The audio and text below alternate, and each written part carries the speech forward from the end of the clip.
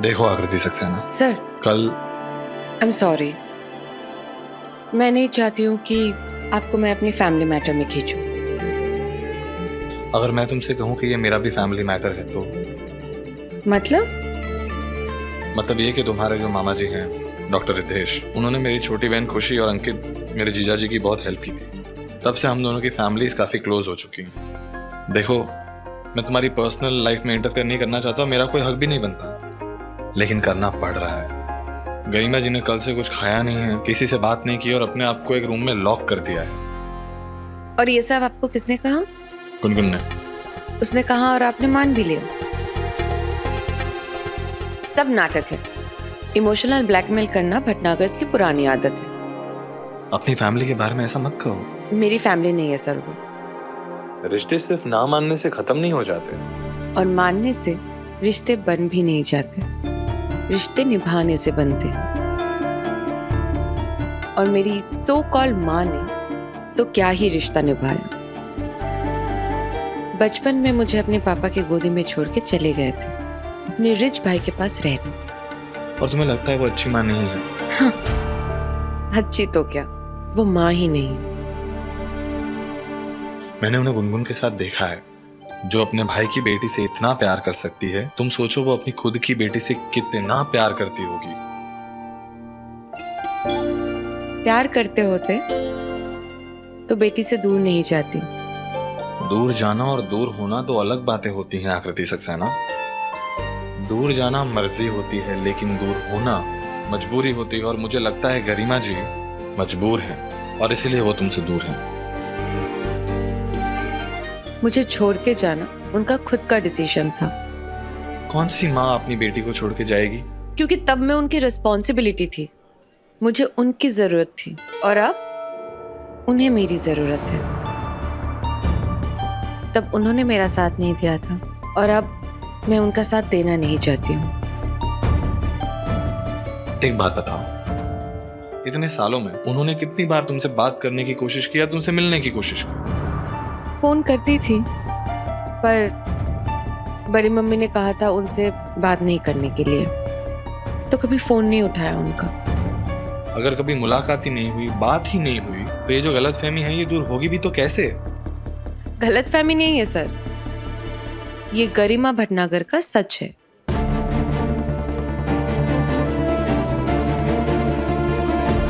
Fine.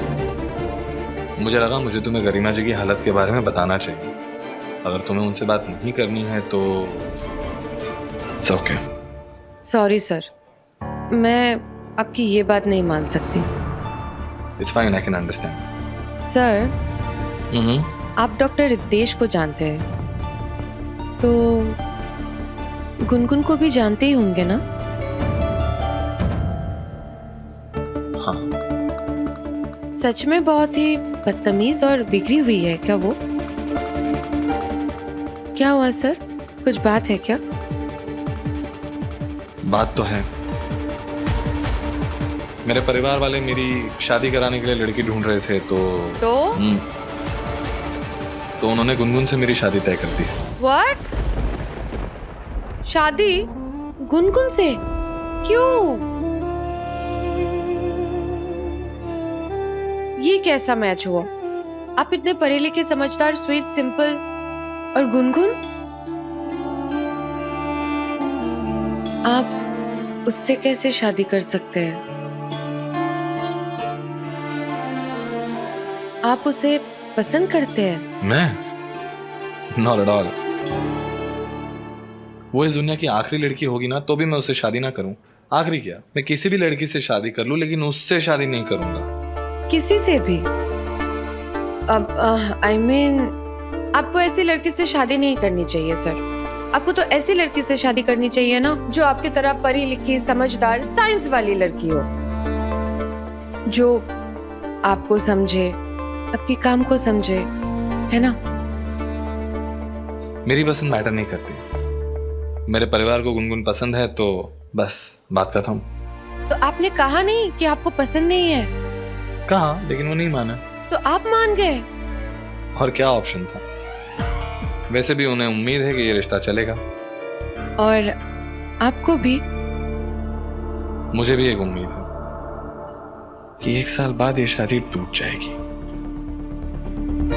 वैसे तो हर बात में परफेक्शन चाहिए, और जो लाइफ के लिए परफेक्ट पार्टनर हो सकती है उस पर ठीक से ध्यान भी नहीं देते। पता नहीं मैंने अपने दिल की बात कहने में इतनी देर क्यों कर दी।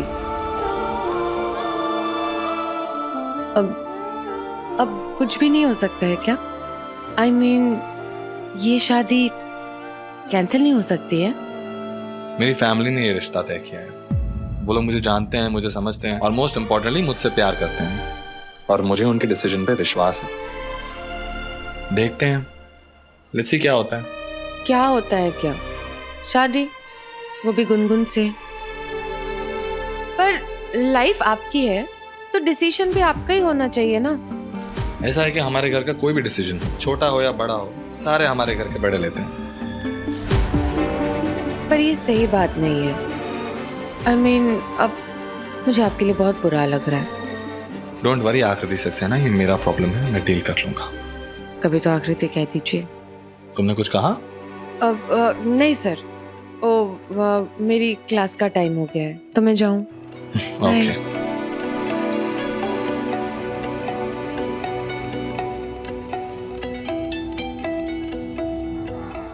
स्टूपिड रणविजय को अच्छी तरह से पता है कि मैं उसे अवॉइड कर रही हूँ, फिर भी चेप हो रहा है।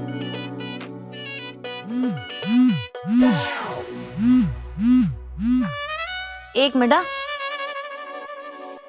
Mood off expert. कौन? रणविजय? नहीं, वो नहीं है, कोई और है। मैं कॉल करती हूँ। एक मिनट। बोलो।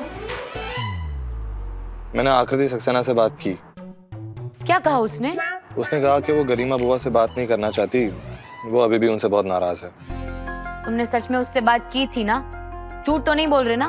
एक्सक्यूज मी, मुझे झूठ बोलने की कोई जरूरत नहीं है। मुझे बात नहीं करनी होती ना तो मैं वैसे ही मना कर देता। वो तो तुम कर ही रहे थे। गलती तो मेरी है कि तुम जैसे अकड़ू खड़ूस और इनसेंसिटिव इंसान से मैं कुछ एक्सपेक्ट भी कर रही थी। किससे बात कर रही है? इतनी तारीफ कर रही है तो अनुभव ही होगा ना। दो, मेरी बात करो। मेरी बात अभी पूरी नहीं हुई है पापा। बेटा पहले तमीज से बात करना सीख लो, फिर बात करना। दो। नहीं। अरे देखो, तुम्हारे पापा भी कितने अच्छे से समझते हैं तुम्हें। पर मैं तुम्हें समझ गई हूँ। आग लगाओ। ऐसा है तो इस आग लगाओ प्राणी से क्यों बात कर रही हो तुम? कॉल तुमने किया था। ठीक है, तो अब रख भी रहा हूँ। एक मिनट। पहले तुम ये बताओ कि आकृति ने क्या कहा। पहले ना तुम बात करने का तरीका सीखो।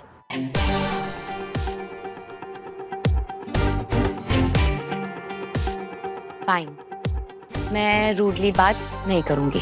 क्या कहा तुमने? तुम्हारी आवाज नहीं आ रही। मैंने कहा मैं रूडली बात नहीं करूंगी। अब बोलो, क्या कहा आकृति ने? तुम्हारे सेंटेंस में ना एक शब्द मिसिंग है। क्या? प्लीज नामक एक शब्द होता है, वो तुम्हारे इस सेंटेंस के पीछे आने के लिए कब से बेचैन हो रहा है। आप बताएंगे कृपा करके, प्लीज? डॉक्टर साहब और बुआ जी तुम्हारे आसपास में हैं? हाँ, वो लोग यही हैं। पर मैं वैसे भी उनको बताने ही वाली थी, तो कोई प्रॉब्लम नहीं है। तुम बोलो। उनके सुनने से कोई प्रॉब्लम नहीं है, तुम्हारे अति लाउड रिएक्शन से प्रॉब्लम है। लिसन, वो हमारी प्रॉब्लम है। तुम टेंशन मत लो, ठीक है? तुम बस बताओ कि आकृति ने क्या कहा। पहले तुम प्रॉमिस करो कि तुम ओवर रिएक्ट नहीं करोगी। ओके, नहीं करूंगी। तुमने कब से अच्छे बच्चों की तरह एक ही बार में बात मानना सीख लिया? ये चीजें तुम्हें शोभा नहीं देती। लिसन, मैं तुमसे अच्छे से बात कर रही हूँ ना? हाँ, तो तुम भी अपनी एक्सपर्ट एडवाइस का, अपने तानों का पिटारा बंद रखो। अब कहो, आकृति ने क्या कहा? और बाय द वे, तुम क्या कह रहे थे? मैं ओवर रिएक्ट ना करूं। क्यों? आकृति ने कुछ कहा क्या मेरे बारे में? वो मुझसे भी नाराज है? नहीं, वो तो तुम्हारी बहुत ज्यादा तारीफ कर रही थी। रियली? हाँ, उसने तो मुझसे कहा कि तुम जितनी अच्छी और वेल बिहेव्ड हो उससे कई ज्यादा अच्छी इंसान हो, इतनी काइंड, स्वीट और केयरिंग। एक मिनट सुनो, उससे कह मत देना, ठीक है, कि मैंने तुम्हें ये सब बोल दिया है। Don't worry. और क्या कह रही थी? यही कि तुम पढ़ने में कितनी अच्छी हो और अपनी सर्केडियन साइकिल को लेके कितनी पंक्चुअल हो तुम। पर मैं तो साइकिल चलाती ही नहीं हूँ। सर्केडियन साइकिल मतलब बायोलॉजिकल साइकिल, रात को जल्दी सो जाना, सुबह जल्दी उठ जाना। वो तो मैं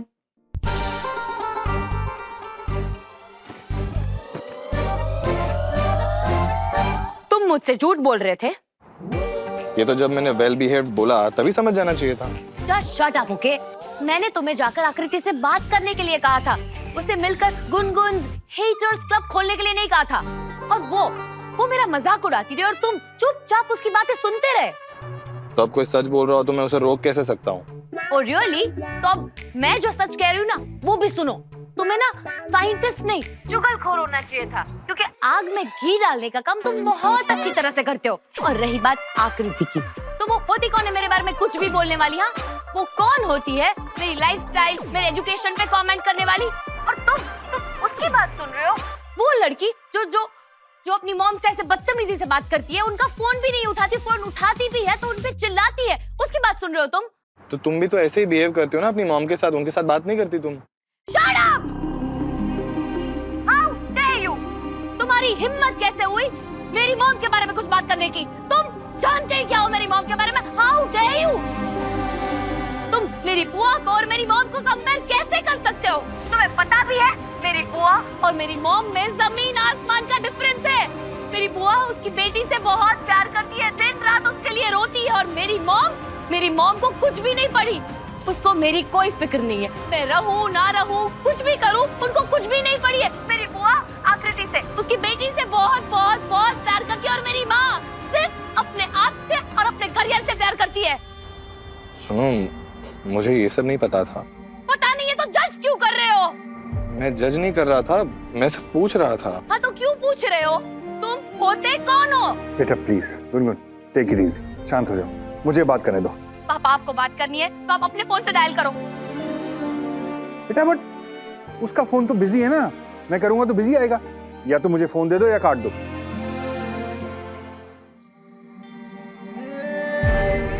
बेटा अनुभव, सॉरी, गुनगुन के लिए मैं माफी मांगता हूँ। सर प्लीज, आप हर बार क्यों माफी मांगते हैं?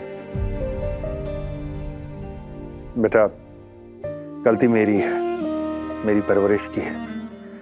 मेरे प्यार में वो गलती करना तो सीख गई, मगर अपनी गलती मानना नहीं सीखी। सर उसकी इस आदत की वजह से आगे जाके उसे बहुत ज्यादा तकलीफ होगी। क्या बोल रहा है? हाँ, मेरी बुराई कर रहा है ना? I knew it. उसे ना साइंटिस्ट ऑफ द ईयर नहीं, उसे आग लगाओ aunty of the year award मिलना चाहिए। बुआ, मेरी गलती है कुछ? हाँ आप बोलो ना, बोलो मेरी गलती है। मैंने सिर्फ उस चंद चश्मिश को इतना कहा कि वो जाकर आकृति से बात करे, आपके लिए बात करे, और आपको लेकर उसके मन में जो भी डाउट है, जो भी गलतफहमी है, उसे दूर करे। और इमेजिन, मैंने उसको प्लीज भी कहा था, और आकृति ने जब मेरी बुराई की, जब मेरा मजाक उड़ा रही थी, तो वो वहां बैठ के ही कर रहा था, और अब पापा से कंप्लेन भी कर रहा है। बुआ, आकृति ने क्या कहा पता है? कि वो हम में से किसी से बात नहीं करेगी, और उसे समझाने की जगह ये चंद चश्मिश उसकी साइड ले रहा है। मेरी और मेरे मॉम के रिलेशनशिप की एग्जांपल देकर उसके स्टैंड को जस्टिफाई करने की कोशिश कर रहा है। अब आप ही बताओ कि किसकी गलती है, किसको सॉरी बोलना चाहिए? हाँ कौन गलत है, मैं या वो चंद चश्मिश? और पापा उसको सॉरी बोल रहे हैं, क्यों? बेटा गुनगुन, वो तुम्हारी बुराई नहीं कर रहा था, और मैं उससे सिर्फ माफी तुम्हारी बदतमीजी के लिए मांग रहा था। पर माफी मांगी क्यों रहे थे आप? हाँ, ये आदमी सिर्फ और सिर्फ बदतमीजी डिजर्व करता है, तमीज नहीं। गुनगुन, मैं तुमसे बात अभी बाद में करूंगा, एक मिनट में इससे बात कर लूं। अनुभव, मुझे बताओ, तुम्हारी आकृति से क्या बात हुई, क्या कहा उसने? सर मैंने आकृति सक्सेना और गरिमा जी के बीच की गलतफहमी को दूर करने की बहुत कोशिश की, पर वो कुछ भी सुनने और समझने के लिए तैयार ही नहीं है। बेटा यही तो प्रॉब्लम है कि वो अपनी माँ से बात नहीं करती। अगर बात करती होती तो ये गलतफहमियां पैदा ही नहीं होती। मैंने भी उसे यही समझाया, पर वो कह रही है कि जब उसे गरिमा जी की ज़रूरत थी तब वो उसे छोड़कर चली गई। अब जब गरिमा जी को उसकी ज़रूरत है तो वो भी उनके पास नहीं आएगी। सर, आई एम सॉरी, मैं किसी के पर्सनल मैटर में इंटरफेयर नहीं करता, लेकिन गुनगुन ने कहा था इसीलिए मैंने कॉल किया आकृति सक्सेना को। तुमने गुनगुन के कहने पर बात की? आई मीन, गुनगुन ने कहा कि गरिमा जी बहुत ही दुखी थी, इसीलिए मैंने कॉल किया। बेटा, आई हैव टू से थैंक यू सो मच कि तुमने उससे बात करने की कोशिश की। I just hope and wish कि वो ये समझ जाए कि उसकी माँ उससे कितना प्यार करती है। अच्छा बेटा, मैंने तुमसे कहा था ना कि मुझे तुमसे अकेले में कुछ बात करनी थी, तो कब कर सकते हैं? अभी आ जाऊं? हाँ, जा जाओ। Bye sir. ओके बेटा, बाय। वेट ना।